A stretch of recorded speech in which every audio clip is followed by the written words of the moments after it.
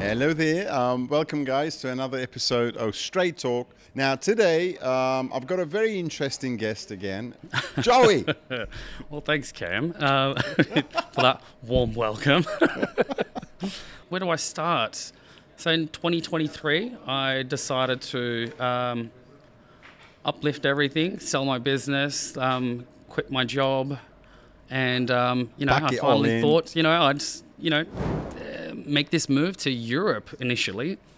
So I basically left in 2023 in February. I based myself in Ankara. And then after that, I decided to venture out to London, UK. Love London. Hate the weather. I only lasted there for about 2 months. So, because of the weather. And I moved there in the middle of winter. So it really sucked. Not the best time to be in London. Yeah, no, not at all. But in that 2 months, I did get to see the sun for 4 hours. And that day, I took about 10 cigarette breaks. Well, I think you're lucky for 4 hours. So that was, my big highlight in London.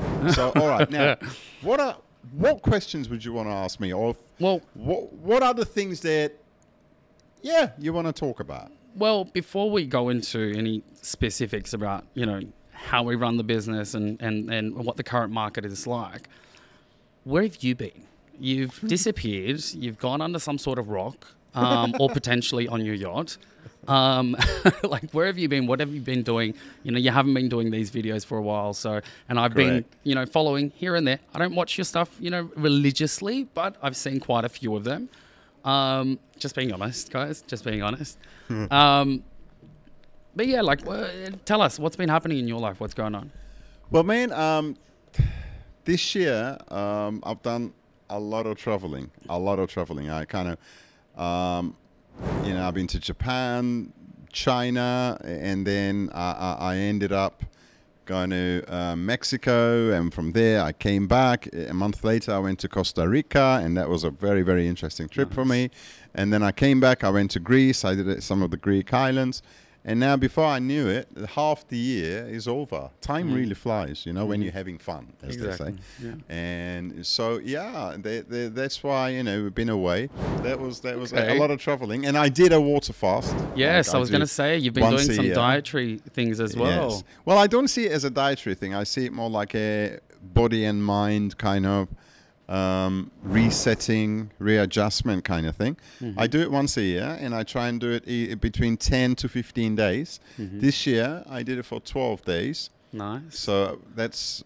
I'm sure you saved a lot on groceries as well by doing that. Was that the reason why you did it? Because groceries have gone up quite a bit. Actually, we were in Costa Rica, where groceries are a little bit cheaper than Turkey, because Turkish inflation has pushed prices up. Yes, and this is one of the biggest problems in Turkey now. But they're handling it. And I like the way they're handling it. All right. Well, what do we have? Okay, so let's move on to some updates, our company updates.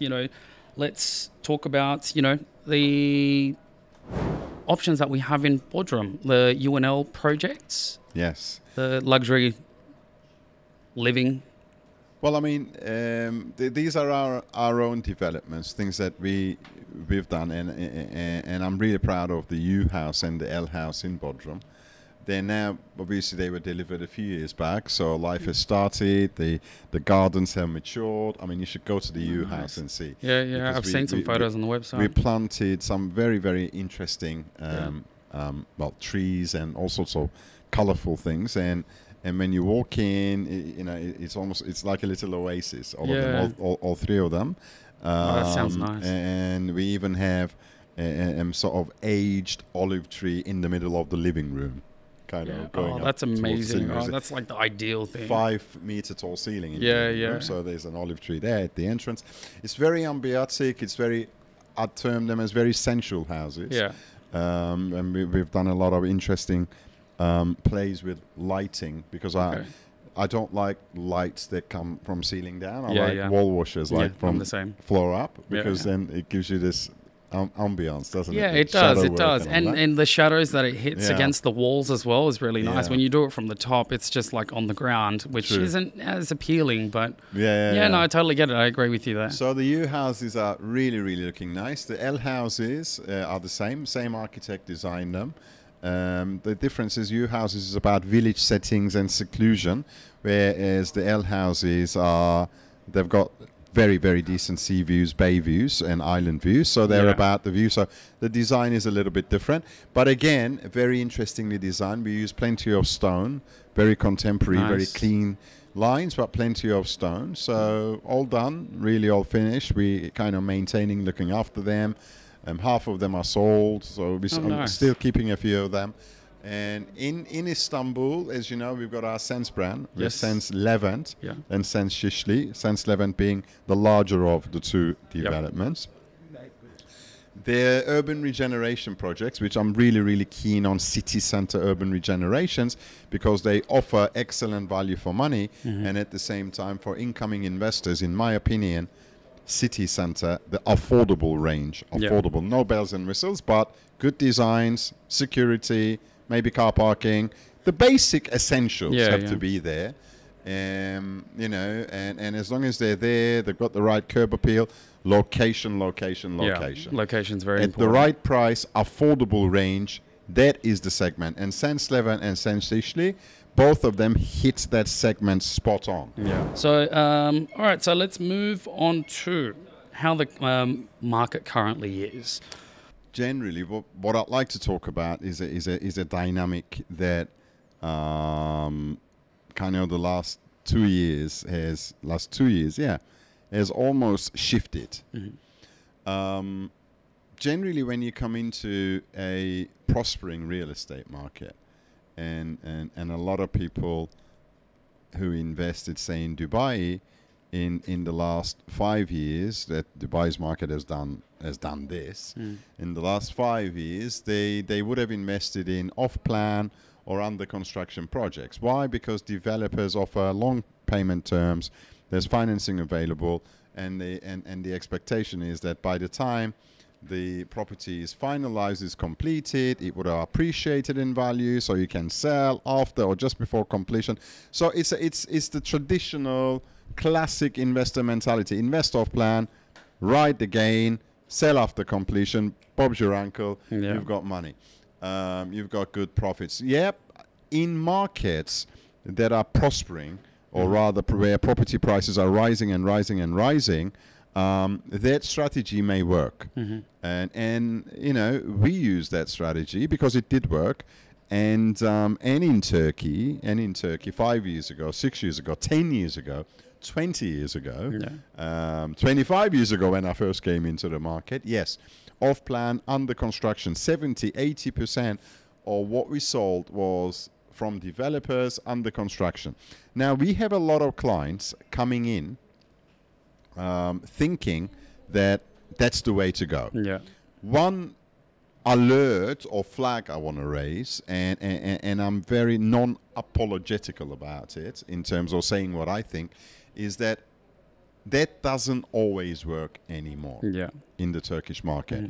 Because of very high inflation, because of all factors of production doubling, tripling since the last 5 years, and also because of a very slow real estate market, currently almost all best deals are in the completed stock resale secondary hand market. Almost all. There are exceptions, but majority of the best deals are in the second hand market. Okay, so if you're coming in for citizenship, you need to spend $400,000-$500,000 upfront anyway. So it's not like you're going to spend $100,000 or $200,000 and then the rest of it you're going to be paying over, I don't know, 3 years or what have you, or on finance, because then you're not going to be able to apply. The money in its entirety needs to come in. So if you're going to be doing that, then what you really want to be doing, Joey, is you want to be taking full advantage of the fact that you put all cash down. That's in the resale market. 9 out of 10 cases in the resale market. And where, well, as I've been repeating for the past so many months, affordable city center is the very first segment you should be looking at, because that's the segment that will appreciate the highest over the next 5 years, without shadow of a doubt. Affordable. So no bells and whistles. Okay. No bells and whistles. If what you're doing is purely investing for maximum ROI or for citizenship, no bells and whistles. Don't go for fancy apartments paying $400,000, $500,000 for a one bed. You're not going to see any returns there or any sensible gains there for many years. So this is my biggest advice. And another thing that I'd like to say, which again I keep on repeating, is in the commercial market, unless you're willing to play big and really invest significant amounts of capital, do not go commercial. Because if you're spending $400,000, $500,000 hoping that commercial real estate will give you better returns, you're going to be so disappointed. Because commercial real estate at that range, what we call the small outlets, the small retail stores, hardly any of them will survive the rise of the online business, because that segment is where online business is rising the fastest, the biggest, the highest. The retail outlet store segment.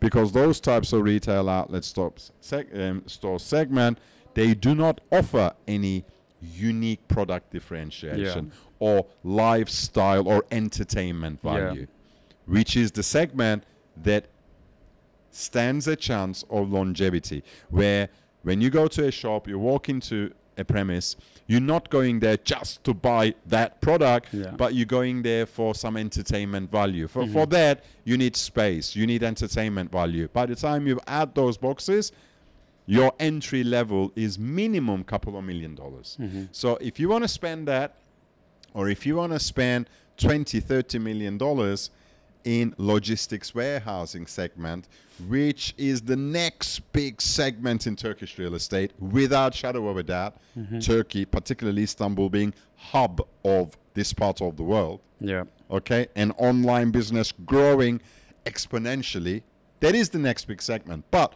you're not going to be able to buy anything meaningful or even grab the attention of anybody to even say hi to you with $500,000. The entry level there is $10+ million. So if you want to invest that in a big way, come to us.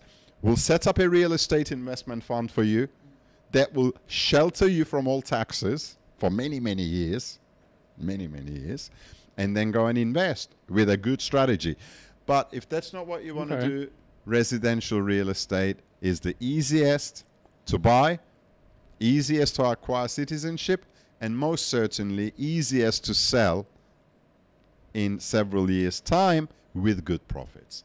So these are the things I keep on repeating, because I still see people making those mistakes. Because, you know why? Because developer stock is fancier in the look. It has all these bells and whistles. Of course. It has fancy PDF productions. So it looks better on paper. Whereas a resale stock that somebody who can't even use a camera goes and takes pictures of, it just doesn't look as good. Reality is this. If you're a smart investor, you shouldn't buy into fluff and packaging. You should look at the essence of what you're buying. Exactly. Even as a lifestyle buyer as well, like I think the same thing goes, because you can always, there's always going to be changes that you're going to want to make, even if it's a brand new place. Exactly. So okay, cool. If an investor or a lifestyle buyer is, let's say they're going to come in 2 years' time, but they want to get the process started with at least investing in something or buying their home, can they, split that into like 2 different or 3 different periods where they initially purchase a $200,000 investment, and then like a year later, 6 months later, they purchase another $150,000 property and then another one for another 200. Does that all, because it all equates to, what was that, like 500, 550? Something like that, Yeah.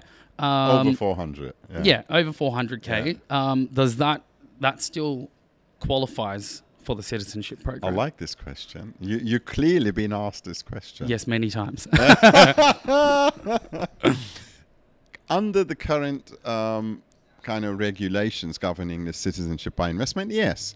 If they change it later, and usually, there's ample notice before a change comes in, so you're not going to get caught.